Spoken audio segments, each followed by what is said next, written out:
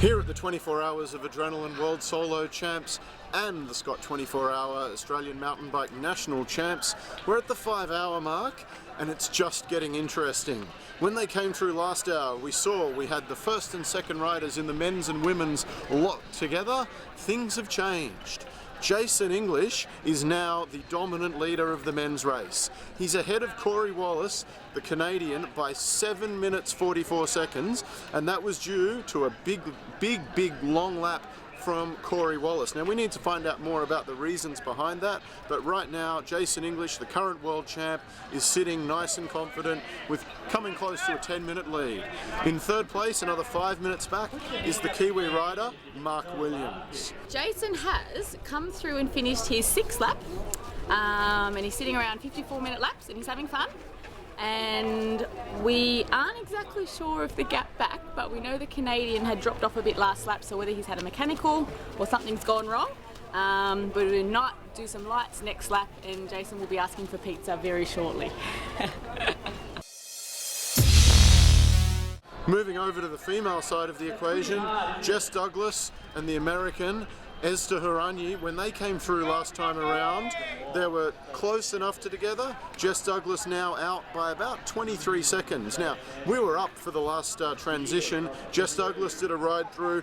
Esther had about a 20-second transition, so realistically they're still lap for lap, pace for pace, and Esther's closed that gap. Jess was out by 3 minutes a lap or two ago.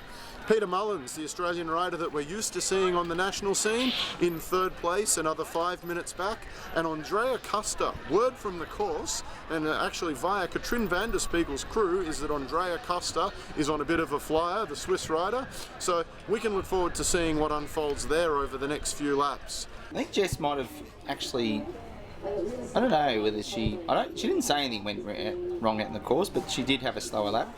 Esther put some time into it, caught up.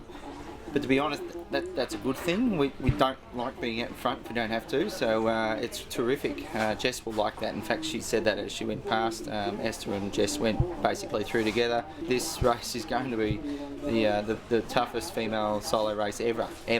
And it's proving that way, so it's good. It's also at that time of night where the sun's starting to set. Riders are required now to throw a set of lights on their bike, and I tell you what, there's one thing that riders like about riding at 24 hours, and that's riding at night. It completely changes it. It gives you a fresh set of legs. With 6 hours into the race, it's like starting all over again and really going out there and loving that track. The track changes, you see it differently, the dust makes it play differently, and it's going to turn this race on its head. We're here again at the 24 Hours of Adrenalin Solo World Champs and the Scott Australian Mountain Bike Champs, and we can catch us live on ozdirtcast.com.